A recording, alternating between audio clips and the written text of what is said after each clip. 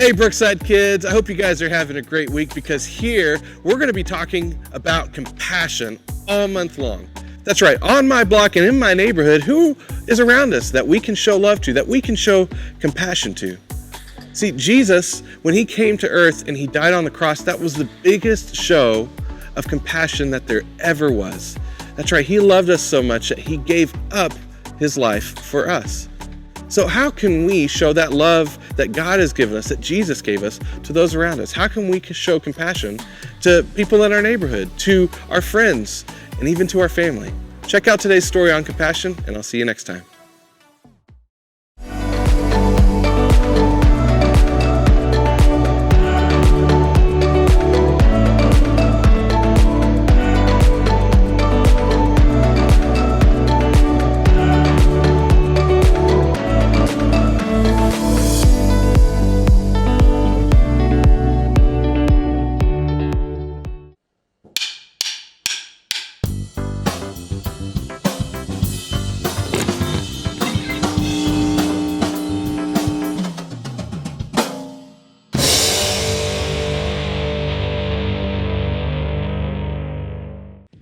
What do you do when you need something?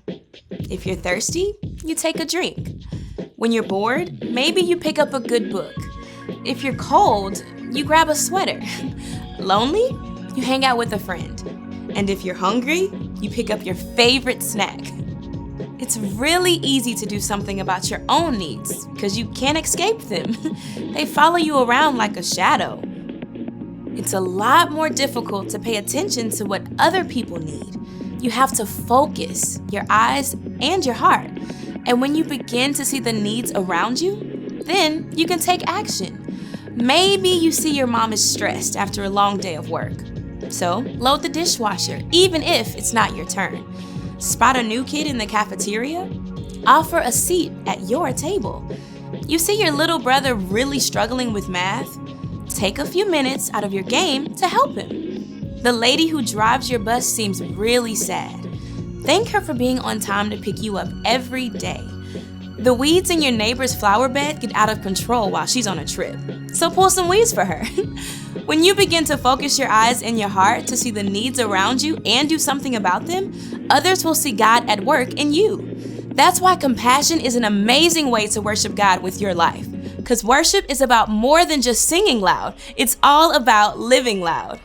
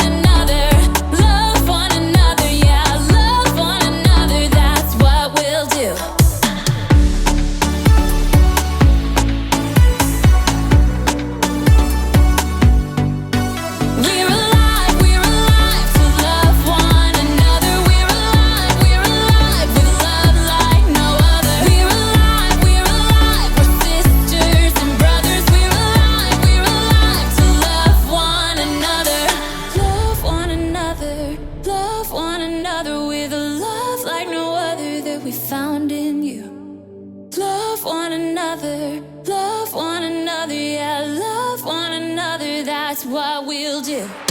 Love one another, love one another with a love like no other that we found in you.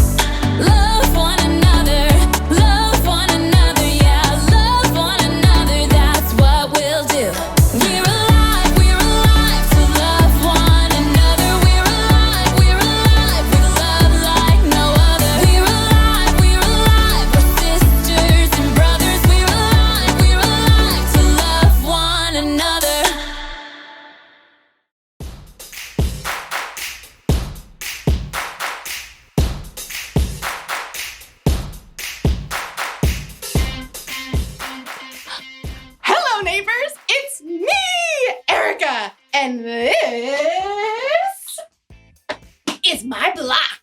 Okay, so I don't actually live here, but isn't this the coolest little town?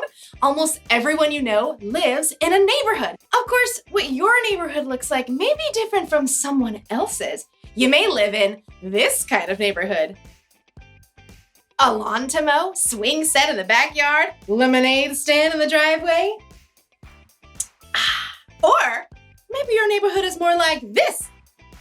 Everything you need is within walking distance from your home. Or some neighborhoods could be like, hello out there. But every neighborhood has one thing in common: neighbors. They've all got people. And whenever there are people around, that's when you need to know about compassion. Compassion is caring enough to do something about someone else's need. Because the people on your block have all kinds of needs. When they get sick, they need a doctor. If they want to learn how to add and subtract, they need a teacher. If they lose a cat up a tree, they need someone with a really big ladder. These three have made it their purpose on Earth to care about people in their neighborhoods. In today's story, we're going to hear about Jesus' purpose on Earth, and maybe ours too. I'm not really sure what I want my purpose to be. I just hope I get my own action figure. Yee! I'll see you in a bit. The Bible. It's 66 books of history, stories, letters, and poetry that fit together to form God's one big story. The epic adventure of how He created us and loves us so much that He made a way to rescue us. As we travel through the Bible, from Genesis to Revelation, we discover people who met God and found their lives changed forever. Now, for an amazing story, inspired by the book of Luke, chapter 4, verses 14 through 30. Even though Jesus was on this earth for 33 years, there's still not much we know about his first 30 years. We do know that he visited Jerusalem for the Passover feast with his parents. He learned carpentry skills from his father Joseph. And when he was about 30, he went down to the Jordan River and asked his cousin John to baptize him in the water. It is right for us to do this. It carries out God's holy plan. As Jesus rose from the water, God's voice called out from heaven, "This is my son, and I love him. I am very pleased with him." It was an incredible way for Jesus to begin his ministry. After 40 days in the wilderness alone with God, Jesus returned to Galilee, filled with the Spirit of God. Anytime he visited a new town, he went to the place of worship, the synagogue, to teach the people. You are the light of the world. Isn't he just the bee's knees?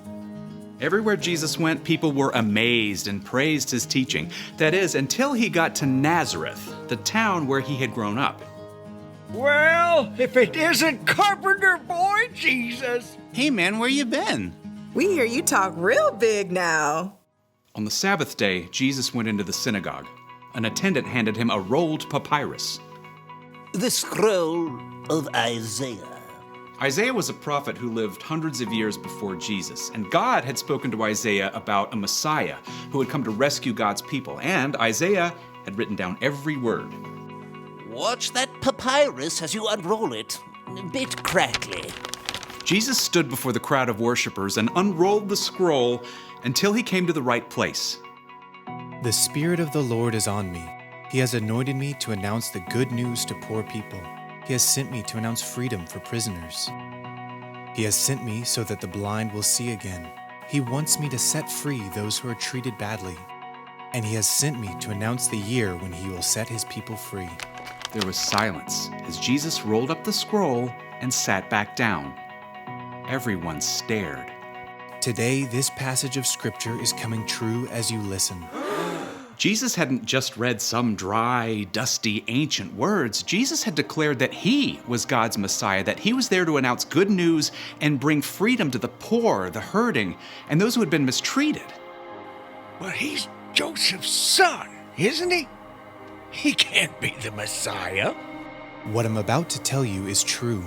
A prophet is not accepted in his hometown. Words are easy. He calls himself a prophet? I studied with him on those benches right over there. Thinks he's something special because he can read a scroll. All around the synagogue, people rose to their feet, glaring. They turned on Jesus. You are not welcome here anymore. That's right. We don't need you making things up. The people were so angry they forced Jesus out of the synagogue. He allowed them to herd him straight through the village, all the way to a cliff on the edge of town. Get rid of him! Throw him down! But Jesus simply turned and looked at the people, sorrow in his eyes. The men and women that he'd known and loved growing up wouldn't accept who he was. The crowd couldn't face Jesus. In their anger, they had missed the whole point, that Jesus had come to make things right for those who were hurting and overlooked. Jesus walked right through the crowd, away from the cliff edge. They parted to let him go through. Then he left Nazareth and went on to Capernaum, where he continued to carry out his mission.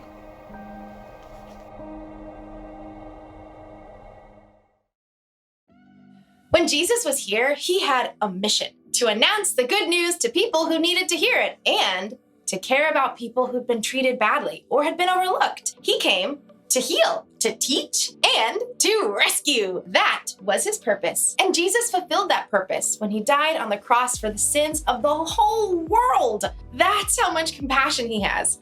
That's how much he cares for us. So, if we're going to follow Jesus, that doesn't mean we literally have to walk where Jesus walked. But it does mean that we should have a similar purpose. We should care about others. Your purpose might be to heal. When someone isn't feeling well, maybe you can do something to help them feel better.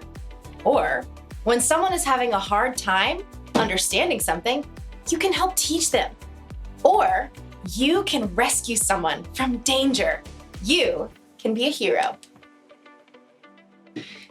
And guess what? You don't have to be a doctor or a teacher or a firefighter to care about others.